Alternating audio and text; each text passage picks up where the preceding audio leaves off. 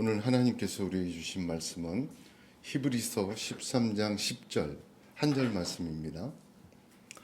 히브리서 13장 10절 한 절 말씀 제가 봉독하겠습니다.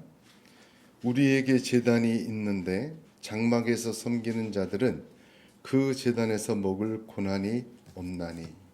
아멘. 하나님 우리 아버지와 우리 주 예수 그리스도로 말미암아 은혜와 평강이 충만하시기를 주님의 이름으로 축복합니다. 1953년에 영국의 심리학자 콜린 체리는 칵테일 효과라는 말을 만들었습니다.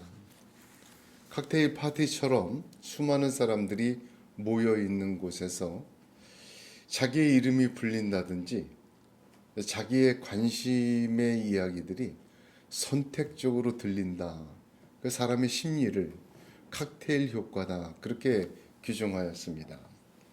운동장에 몇백 명의 아이들이 있어도 내 아이의 소리가 들려집니다. 많은 사람들이 모여서 서로의 이야기를 막 나누다가도 주식 이야기, 자식 이야기, 건강 이야기, 돈 이야기, 집을 사는 이야기 이렇게 자기가 평소에 관심 갖고 또 생각하던 것이 들릴 때는 기가 막히게 그 소리들이 들려집니다. 사람에게 있는 이게 본능적 효과인데 그것을 선택적 지각 혹은 선택적 주의라고 심리학자들은 말을 합니다. 요즘에는 이런 경향이 더욱더 부채질되는 세상입니다. 너무나도 정보의 홍수 속에서 다 다양하게 들을 수가 없으니 AI나 알고리즘들이 자기의 관심사, 자기가 생각하고 듣고 싶어하는 것들을 꼭꼭 집어서 또 소개를 해주고 듣고 보고 알게 해줍니다. 이런 현상이 가속화되니까 정보의 홍수와 무한히 열려있는 세상임에도 불구하고 사람들은 자기의 관심, 자기의 생각에 스스로 알고리즘과 그 관심의 벽을 쌓고 그 속에 들어가 자신을 가두어 버립니다. 문제는 이러한 것이 객관적이거나 사실적이지 못할 때 또 그 자기의 한계를 뛰어넘는 어떤 진리가 펼쳐질 때 그것을 받아들이지 않게 된다는 것입니다. 어떤 말이든 자기가 보고 싶고 듣고 싶고 알고 싶은 것만 받아들이는 그 위험에 빠질 수가 있습니다. 에덴 동산에서 마귀가 하와에게 이렇게 말합니다. 동산 모든 나무의 열매를 먹지 말라 하시더냐. 그 얘기를 들은 하와는 동산 나무의 열매를 우리가 먹을 수 있으나 동산 중앙에 있는 나무의 열매는 하나님의 말씀에 너희는 먹지도 말고 만지지도 말라 너희가 죽을까 하노라 그렇게 대답했습니다. 하와의 대답을 보면요. 하나님이 들려주신 대로가 아니라 자기가 듣고 싶은 대로 자기가 본 대로 자기가 생각하고 싶은 대로 들은 것을 말했어요. 그 결과 아담과 하와는 선악과를 먹었습니다. 그 선악과를 먹고 결과가 어떻게 됐냐? 그들의 눈이 밝아져 자기들이 벗은 줄 알고 무화과 나뭇잎을 엮어 치마로 삼았더라. 눈이 밝아졌어요. 그래서 벗은 것을 알게 됐어요. 그 치마로 그것을 가리려고 하였지만 두려움은 사라지지 않고 하나님을 피하여 숨게 됩니다. 그 눈이 밝아졌다. 무슨 눈이 밝아진 것일까? 어떤 사람은 이걸 양심이라고도 얘기를 하더라고요. 영적인 눈은 멀어버렸습니다. 진리를 보고 진리를 듣는 영적인 귀는 닫혀버렸어요. 진리를 받아들이고 진리대로 사는 깨달음은 없어져 버렸어요. 오히려 자기의 생각과 자기의 보고 싶은 대로 보는 육적인 눈이 떠졌습니다. 그러므로 그들은 그 떠진 눈으로 자기를 보게 되고 그 떠진 눈으로 그 기술을 가지고 치마를 만들어서 가렸습니다. 여러분, 이것은 굉장히 많은 것을 시사합니다만 예수님은 요한복음 9장 41절에 너희가 소경되었다면 죄가 없으려니와 본다고 하니 너희 죄가 그저 있느니라 하셨습니다. 그 밝아진 눈으로 본다고 하니, 보고 있으니, 듣고 있으니, 알고 있으니 죄가 그대로 있다. 선악과를 먹고 밝아진 눈으로 사람들은 보고 싶은 것, 듣고 싶은 것, 알고 싶은 것을 선택적 지각으로 채택하고 그 속에 갇혀 있습니다. 주님은 그것을 영적인 소경이다, 그렇게 말씀하십니다. 근데 사람들을 보면 이 성향과 기질은요, 다만 세상 사는 모습만은 아닙니다. 성경에 대해서도 그러합니다. 성경에서도 자기가 보고 싶은 것만 보고 찾고 싶은 것을 발견하고 듣고 싶은 것을 듣기 원합니다. 성경뿐만 아니라 성경의 그 역사를 한번 보면 사람들은 하나님의 말씀에 대해서도 그렇게 합니다. 하나님은 보여주시고 들려주시고 깨닫게 하시려는 것으로 우리에게 성경을 주셨구만. 사람들은 내가 보고 내가 듣고 내가 알길 원하는 것만 선택적으로 찾아갑니다. 하나님의 뜻을 알려주는 계시가 성경이고 하나님의 음성이 들려진다 할지라도 그 밝아진 눈으로, 그 떠진 귀로, 그 열려진 마음으로는 자기가 원하는 것, 자기가 보고 싶은 것, 자기가 듣고 싶은 것을 선택해서 듣고 깨닫습니다. 여러분, 믿음이란 무엇입니까? 믿음이란 신뢰하는 것입니다. 신뢰라는 거죠. 가장 기본적인 정의입니다. 그 신뢰는 하나님께서 또 성경이 무엇을 말하든지 어떻게 말하든지 그대로 그 진리대로 듣고 보고 아는 것입니다.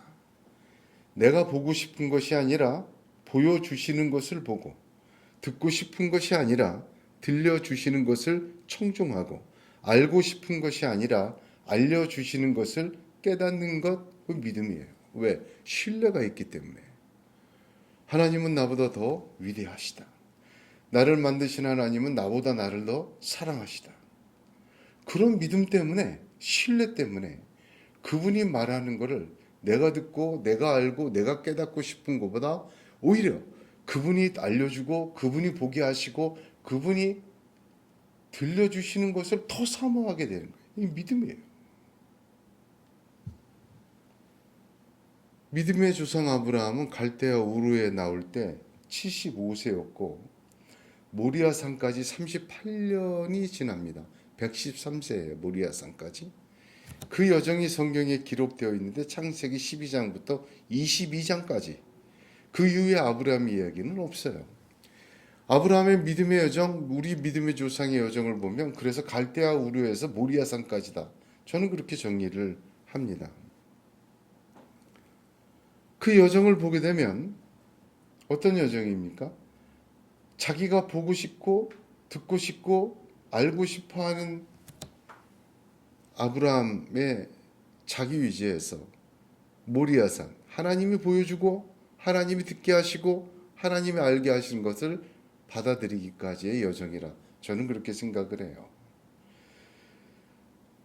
부름받고 나오자마자 가나안 땅에 있다가 흉년이 되니까 창세기에 바로 나오죠. 애굽으로 내려갑니다. 자기가 하고 싶은 거, 자기 판단, 자기 생각에 갇혀서 애굽에 내려갈 때 아내 사라를 누이로 속여 바로에게 시집 보냅니다. 그 이후에도 보게 되면 계속 반복을 하죠. 근데 결국은 자기가 보고 싶고 듣고 싶고 알고 싶은 것에서 그가 하나님의 보고 알고 깨닫게 하시는 것을 그대로 받아들이는 결정적 사건이 무리야산이에요. 그 이해할 수 없는 일이지 않습니까? 그럴 때 그의 믿음의 완성이 끝이 납니다. 예수님께서 이 땅에서 공생애를 하실 때 자신이 십자가에서 죽고 3일 만에 부활하실 것을 말하기를 꺼려하셨어요. 들을 준비가 안 됐기 때문에 제자들이. 그거 어떻게 듣겠습니까? 그런데 마태복음 16장을 보면 그것을 말씀하신 때가 있어요. 16장 21절을 제가 읽어보겠습니다. 이때로부터 예수 그리스도께서 자기가 예루살렘에 올라가 장로들과 대제사장들과 서기관들에게 많은 고난을 받고 죽임을 당하고 제3일에 살아야 할 것을 제자들에게 비로소 나타내시더라. 비로소 나타내시더라. 원문을 보게 되면 드러낼 필요에 의해서 절실하게 나타내셨다. 뭐 그런 뜻이에요. 언제부터? 이때로부터라고 얘기를 하세요. 이때로부터 언제부터냐? 이때로부터 굉장히 중요한 말입니다. 그 마태복음 16장 마지막에 이것을 말씀하셨는데 그 16장에는 세 가지의 사건이 기록이 되어 있어요. 첫 번째는 사두개인과 바리새인들이 예수님에게 하늘로부터 오는 표적을 구합니다. 예수님이 뭐라 그랬어요? 너희는 저녁도 하늘이 붉으면 비가 오겠다. 날씨는 보고 분별하면서 왜 그것을 모르느냐? 요나의 표적밖에 줄 것이 없다. 뭐예요? 보이는 것. 요나의 표적은 뭐예요? 너희가 보고 싶은 대로 보고 표적을 알 수가 없어. 하나님이 보여주시는 요나의 표적과 같은 하나님의 것을 봐야 돼. 그 말씀이에요. 즉 보고 싶은 대로 보지 말고 보여주시는 것을 봐라. 그 사건이었어요. 두 번째 사건은 무엇이었냐면 제자들이 떡 가져오기를 잊어버렸어요. 예수님께서는 그것을 걱정하는 제자들에게 너희가 아직도 깨닫지 못하느냐? 떡 5개로 5,000명을 먹이고 죽은 것이 몇 바구니며 떡 7개로 4,000명을 먹이고 죽은 것이 몇 광줄이었는지를 기억하지 못하느냐? 어찌 내 말한 것이 떡에 관함이 아닌 줄을 깨닫지 못하느냐? 깨달음에 대한 거예요. 떡에 관한 것이 아니다. 너희들 관심처럼. 하늘의 것이다. 세 번째 사건은 사람들이 인자를 누구라 하느냐. 제자들에게 갑자기 물어봤어요. 듣는 것이 무엇이냐. 그 사람들은 세례 요한, 엘리야, 예레미야나 선지자라고 합니다. 들려지는 거예요, 이게. 그런데 주님은 너희는 나를 누구라 합니다.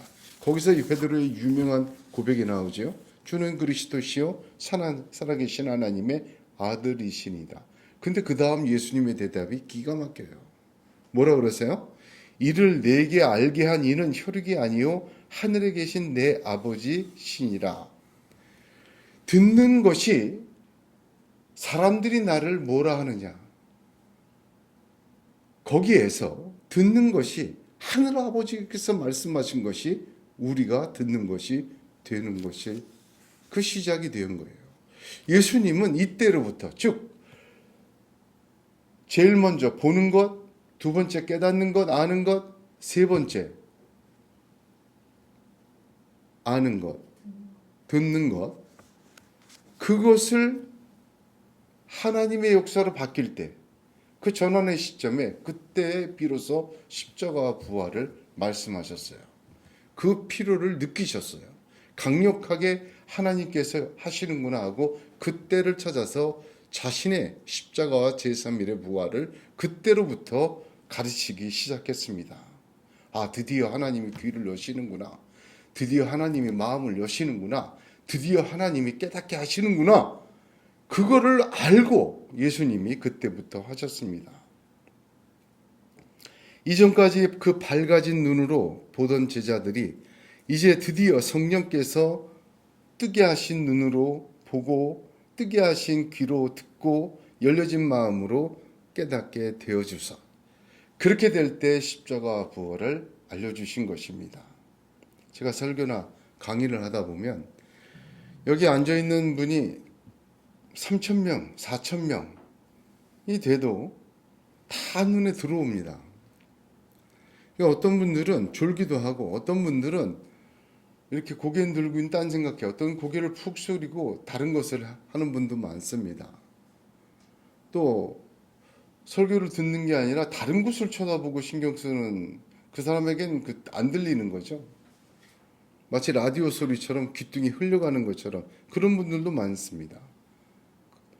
그러면은 이제 우리가 설교 시간에 배웠던 설교법에 배웠던 뭐 그런 것처럼 주의 집중과 환기를 위해서 예화를 사용하기도 하고 또 말을 합니다. 그걸 잘하는 분들은 아주 그걸 잘 캐치를 해요. 그럼 뭘 사용하느냐? 듣고 싶은 것, 보고 싶은 것, 알고 싶은 것을 이야기를 꺼내면 그러던 사람들이 갑자기 집중이 쫙 됩니다.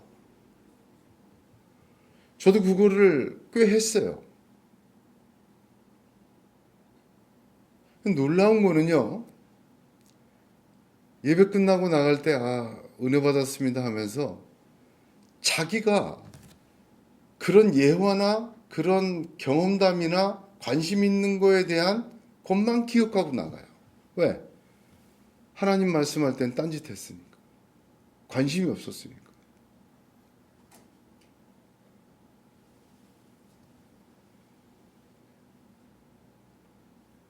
심리적인 이야기, 세상의 이야기, 귀가 뜨이게 하는 예화, 경험담, 그것을 공유하고 집중시키고 밝아진 눈과 밝아진 귀와 그 밝아진 마음에 호소를 합니다.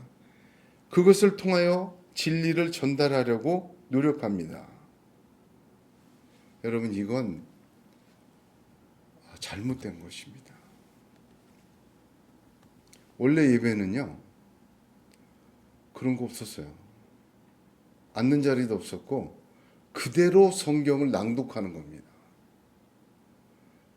예수님께서 광야에서 마귀에게 3번 시험을 받으신 후에 이기셨어요. 40일 금식하시고. 그리고 나서 첫 사역이 뭐냐? 설교 사역이었어요. 그게 어디에 나오냐면 누가복음 4장 16절에서 21절에 나옵니다. 마귀의 시험을 받으신 후에 예수님께서는 그 잘하신 곳 나사렛에 이르사 안식일에 자기 규례대로 회당에 들어가서 성경을 읽으려고 서심해 선지자 이사야의 글을 들이거늘 책을 펴서 이렇게 기록한 데를 찾으시니 곧 주의 성령이 내게 임하였으니 이는 가난한 자에게 복음을 전하게 하시려고 내게 기름을 부으시고 나를 보내사 포로된 자에게 자유를 눈먼 자에게 다시 보게 함을 전파하며 눌린 자를 자유케 하고 주의 은혜의 해를 전파하게 하라심이라 하였더라. 책을 덮어 그 맡은 자에게 주시고 앉으시니 회당에 있는 자들이 다 주목하여 보더라. 이에 예수께서 저에게 말씀하시되 이 글이 오늘 너희 귀에 응하였느니라 하셨다. 첫 사역이 뭐였다고요? 회당에 가셨어요. 거기서 설교를 하셨어요. 주님조차 이사야 글을 그대로 읽고 그리고 그거에 대해서 증언하신 것입니다.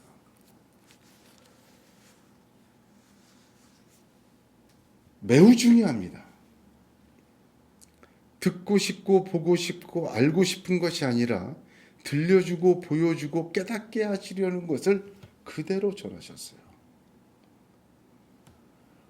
오늘 말씀은 하나님께서 들려주시고 보여주시고 깨닫게 해주시는 말씀 중에 하나입니다.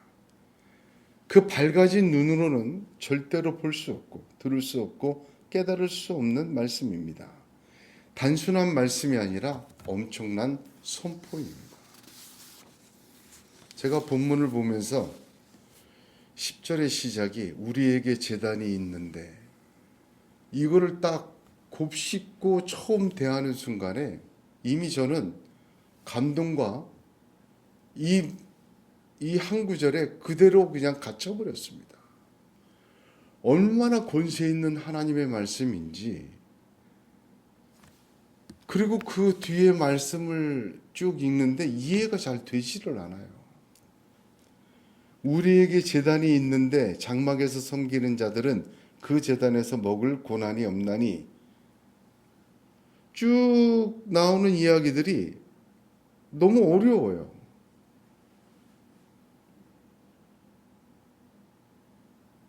지금 우리와 전혀 관련이 없는 말씀처럼 들려져요. 무슨 소리인지 모르겠습니다. 어떤 분은 저한테 그런 말해요. 굳이 성경 66권 그 많은 말씀 중에 별로 듣기를 원하지도 않고 뭐 듣고 싶지도 않은 히브리서 말씀으로 계속하고 있냐, 몇 년 동안. 저 자신도 언뜻 고민하게 됩니다. 우리에게 제단이 있는데 장막에서 섬기는 자들은 거기서 먹을 고난이 없나니, 무슨 뜻이고 지금 우리에게 알려줄 이유가 있는가라는 생각을 하는데, 또 어렵다고 할 거야. 이거 풀려면 구약 모세오경을 다 얘기해야 돼요. 구약의 제사 제도부터 그 의미까지, 그리고 왜 이렇게 비유되는지를 또 설명해야 됩니다. 몰라도 되는 것이고 그렇게까지 굳이 어려운 것을 알고 믿을 필요가 있는가? 의문을 제기하게 됩니다. 이걸 다 풀어서 얘기하려면 몇 주를 해야 될 텐데,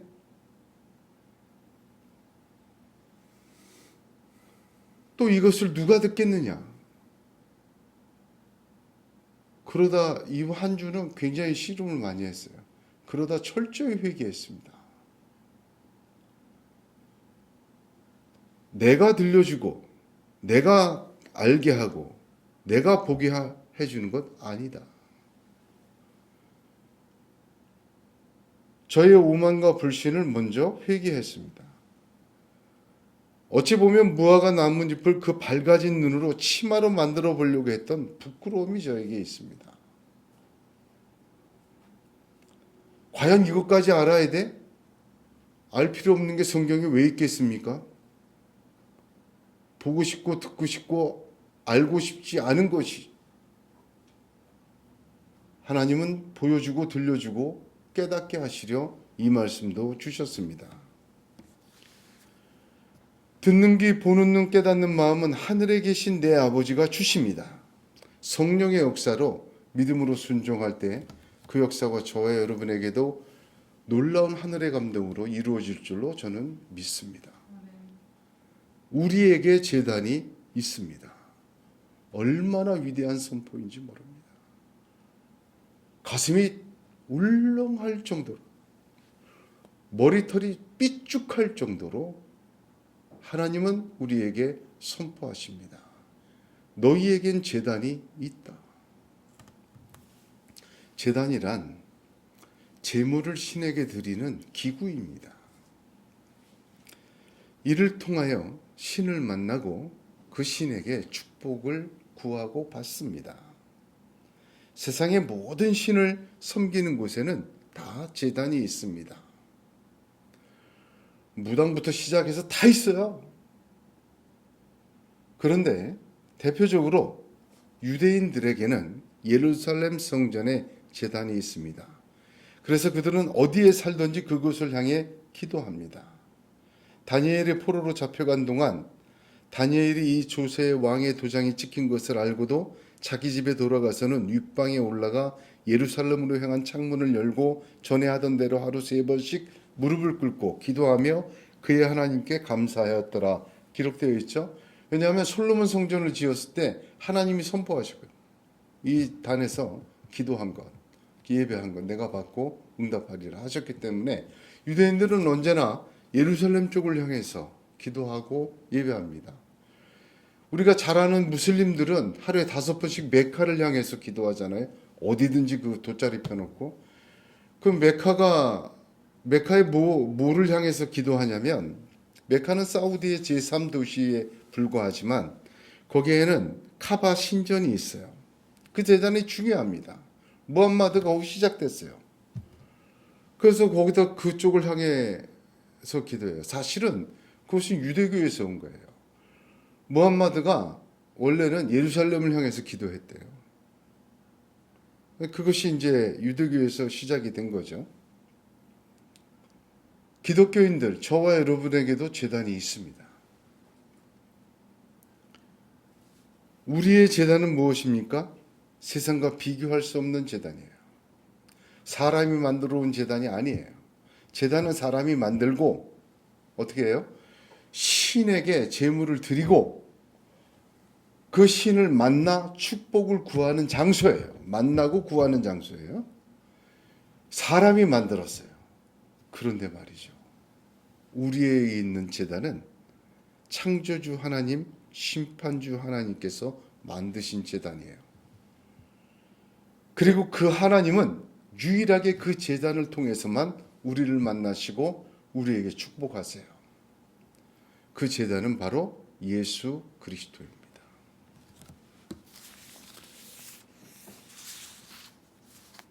제단의 역사를 보면 성경에 제일 먼저 제단을 쌓은 자, 구약의 노아입니다. 창세기 8장을 보면 노아가 여호와를 위하여 단을 쌓고 모든 정결한 음식 중에 짐승 중에서 정결한 새 중에서 취하여 번제로 단에 드렸더니 여호와께서 그 향기를 흠향하셨다 합니다. 그 이후 창세기를 보면 아브라함, 이삭, 야곱 다 제단을 쌓았어요. 아브라함의 모리아 제단 유명하죠. 이삭의 베델의 제단 유명해요. 야곱의 상수리 나무 아래 창세기 35장 제단 유명합니다. 다 제단을 쌓았어요. 출애굽한 이스라엘 백성에게는 하나님이 직접 내려오셨어요. 성막을 지어라. 성소 위에 구름기둥 불기둥으로 떠나지 않고 항상 함께하겠다. 그리고 성막을 지을 때 성막의 위치, 재질, 사이즈, 방향 그 모든 것을 하나님이 지시해 주셨어요. 그 중에 제일 먼저 번제단, 제단이 속해져 있습니다. 살아계신 하나님의 임재 안으로 들어가려면 성소의 문을 열고 제일 먼저 만나는 게 제단이었어요.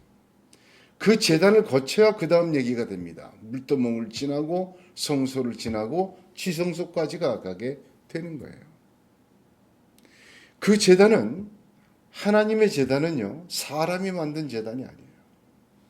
하나님이 모든 문양까지도 지정해 주신 하나님의 지시로 하나님의 것으로 하나님이 만들라고 시켜서 대신 만들게 했지만 하나님이 만드신 제단이에요.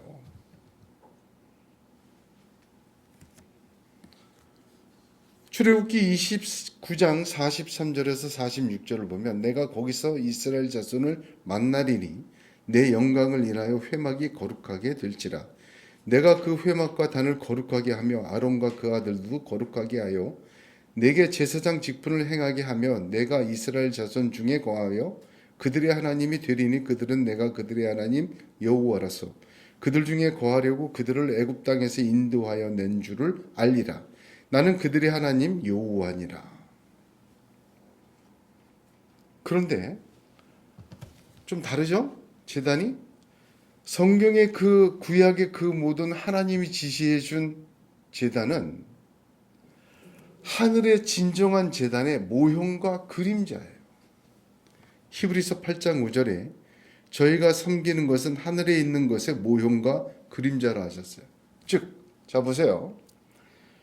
그 아브라함, 이삭, 야곱 다 쌓았던 제단이 있었어요. 그러나 결국은 온전한 놋제단은 성막의 놋제단은 누가 어떻게 만들라고 하나님께서 직접 보여주신 거예요. 그러므로 유대인들에게 그 제단은 하늘에 있는 것의 모형과 그림자예요. 하늘로부터 시작한 것이.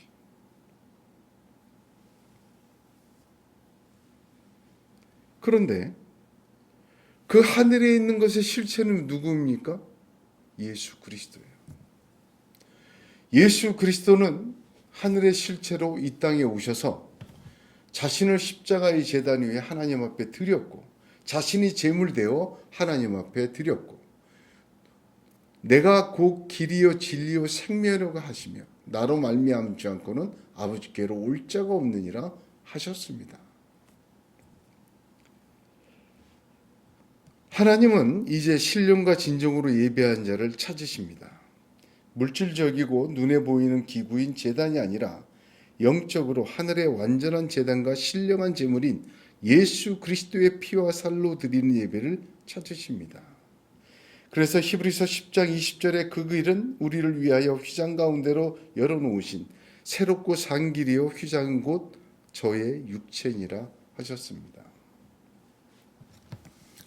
유대인, 이 히브리서를 받는 유대인이었다 예수 믿는 사람들은요 제단을 잃어버린 사람들입니다. 개종을 해버렸기 때문에 그 제단에 못 가요. 그 제단에서 벌어졌던 모든 절기 참석을 못해요.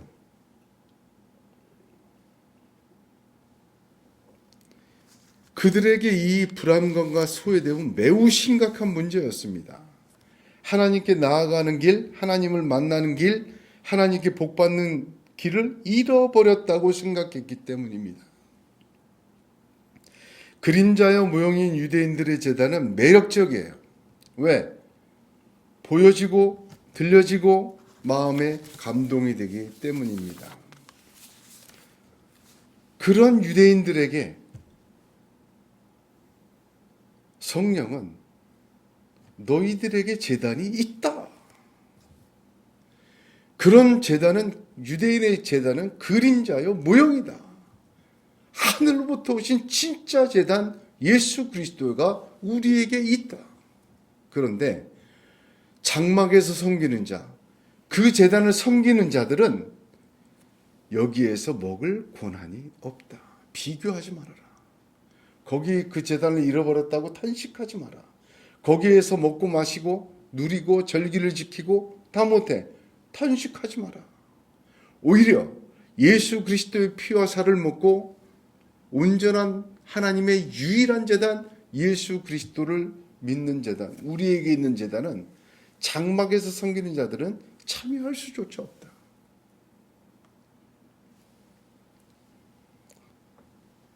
사실 유대인들에게만 그렇지 않죠.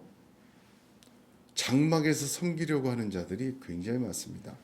우리가 사람은 외모를 보고 물질적이고 눈에 보이는 걸 더 자기가 보고 싶고 듣고 싶고 깨닫게 하는 것 더 좋아합니다. 그런 경향은 다 똑같아요. 나아만 장군 이야기를 아십니까? 열왕기하 5장에 기록된 나아만 장군이 문둥병에 걸렸어요. 세계 최고의 나라의 장군이 지금 미국의 국방부 장관 정도 되는 사람이에요. 엘리사에게 찾아와요. 소문 듣고 왔다. 나 좀 낫게 해다오. 또 요단강 가서 7번 씻으래. 그랬더니 엘리사가 나아만이 분노합니다. 내 생각에는 저가 내게로 나와 서서 그 하나님 여호와의 이름을 부르고 당초 위에 손을 흔들어 문둥병을 고칠까 하였도다. 다메섹강 아마나와 바르발은 이스라엘 모든 강물보다 낫지 아니하냐. 내가 거기서 몸을 씻으면 깨끗하게 되지 아니하랴 하고 몸을 돌이켜 분한 모양으로 떠났다. 이게 우리의 모습이에요. 사실 사람들의 모습입니다. 지금도 사실은 우리는 어떤 형식과 의식과 화려함에 의지하는 경우를 많이 보게 됩니다. 신비로운 분위기를 내는 의식과 공간을 위해 막대한 돈과 시간을 다 사용합니다. 온갖 화려하고 특이한 문짓과 신령해 보이는 특별한 행위를 선호합니다. 여러분, 사도들은 그렇게 안 했습니다. 예수님도 그렇게 하신 적이 없습니다.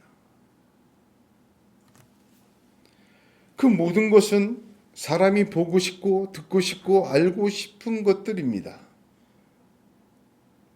그 모든 것을 앞서갔던 것이 카톨릭 교회예요. 그 종교개혁을 한 거 아닙니까? 가톨릭이 가진 의식과 예전과 행사들은 매우 감각적이고 시각적입니다.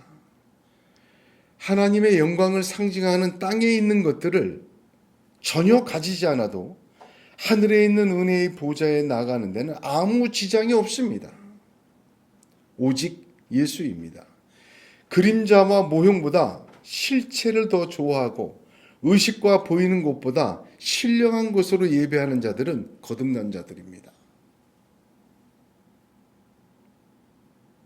그림자로서 지금까지의 제단은 하나님이 계신 성소로 가기 위해 제일 먼저 만나는 것이었습니다. 그러나 우리에게 제단이 있습니다. 예수 그리스도 우리의 제단은 하나님 계신 성소 안에 있습니다. 굉장한 차이예요. 두 번째 중요한 차이입니다. 히브리서 10장 19절을 보면 그러므로 형제들아 우리가 예수의 피를 힘입어 성소에 들어갈 담력을 얻었다 합니다.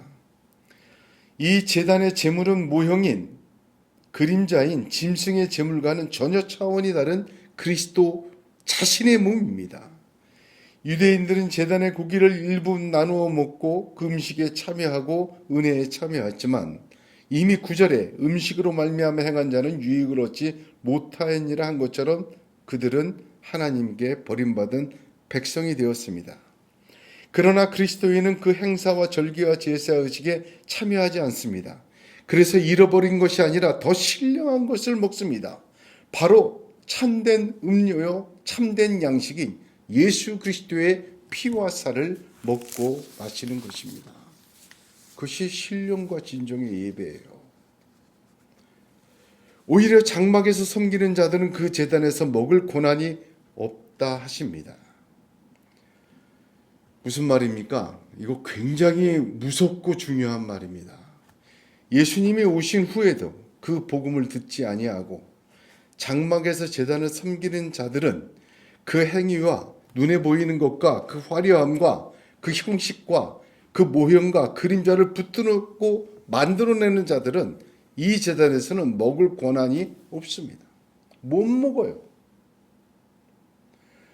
단순히 오류에 빠진 게 아니라 주님의 피와 살을 나누어 먹지 못합니다.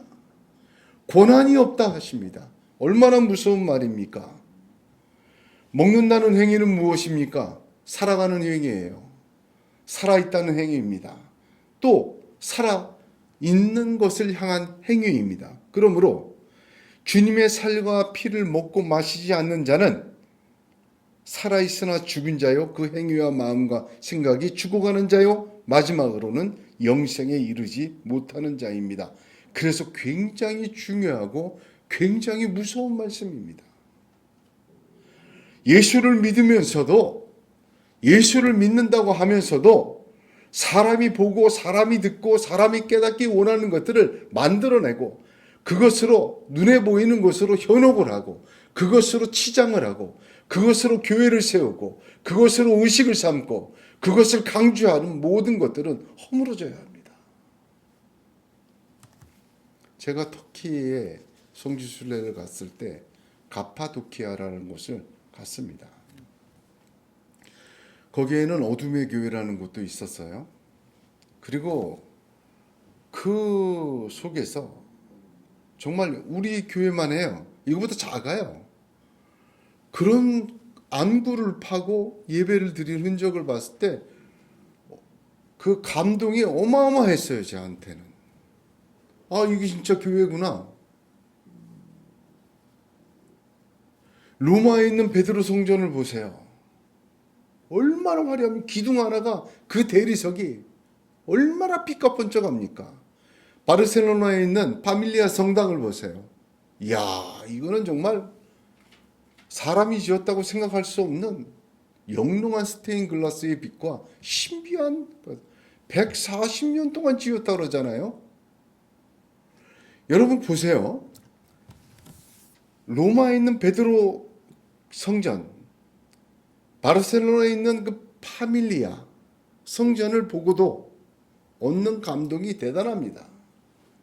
경건해지고 뭔가 위압적이고 뭔가 그런 게 느껴져요. 그러나 대림교와 같이 지하도시에서, 빛도 들어오지 않는 지하도시에서, 카파도기아의 그 서굴에서 하나님만을 바라보고 어떤 장식과 치장도 없는 그곳에서 세례와 믿음과 찬양과 예배한 그 신령한 곳과는 비교될 수가 없습니다. 베드로 성전과 파밀리아가 땅의 것으로 하나님을 영광을 보여주고 듣고 싶고 알고 싶은 것을 했다면, 가파도기아의 그 석굴 어둠의 교회와 그 대림교회의 지하 교회들을 보면 하늘의 신령한 감동이 더해진, 그 비교할 수가 없어요. 차원이 다릅니다. 사람의 손으로 만들어 놓은 공간과 의식과 감동은 하늘의 하나님께서 만들어진 공간과 의식과는 차원이 다릅니다. 우리가 그 밝아진 눈, 밝아진 귀, 마음에 밝아진 마음으로 합당한 교회와 사역과 믿음을 가지기를 포기해야 합니다. 둘이 다 함께일 수는 없어요. 하나님께서 예수 그리스도로 눈 열어 보여주시고 귀 열어 듣게 하시고 마음을 열어 깨닫게 하신 하늘의 신령한 것을 따라야 합니다. 우리에게는 제단이 있습니다. 마귀의 권세도 세상의 돈과 권력의 힘도 장막을 세우고 먹는 그 의식과 화려함과 집단주의와 설득력도 이기는 최후 승리의 신령한 제단이 있습니다. 그 제단에서 신령한 음식을 먹을 권한이 있습니다. 우리에게는 제단이 있습니다. 그 제단에 충만한 은혜가 날마다 예수 그리스도로 말미암아 충만하시기를 축복합니다. 우리에게는 제단이 있습니다. 아브라함의 모리아 제단보다 더 위대한 제단입니다. 이삭의 베델의 제단보다 더 뛰어난 제단입니다. 야곱의 상수리 나무 아래 제단보다 더 뛰어난 제단입니다. 솔로몬의 그 화려한 제단보다 더 뛰어난 제단입니다. 여호와 삼마의 에스겔 환상의 제3성전의 그 제단보다 더 위대하고 더 실체적인 제단을 하나님이 우리에게 주셨습니다. 거기서 하나님이 우리에게 영적인 눈을 뜨게 하시고 보여주시고 들려주시고 깨닫게 하시는 하나님의 역사가 넘칠 줄로 믿습니다. 기도하겠습니다.